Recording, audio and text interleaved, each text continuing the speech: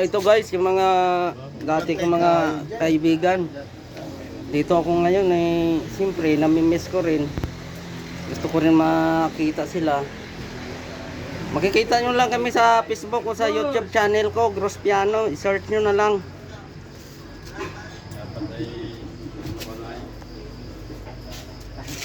Ito, best friend ko talaga ito na tunay. Best friend kayo? Oo. Saka si Kuya Luis. Ayan. Ito yung... Best friend mo pa ako, nakasombrero din. Basta nakasombrero, best friend mo yan. Itong bahay na pinapagawa ko dati. Ako dati dapat itong gumawa ng drawing. Ito yung best friend ko. Yung lutangan ko ng pera dati. Maraming pera to sa bangko. Huwag nyo lang uldapin. Okay, thank you guys. Paano to? Yung vlogger yan tayo.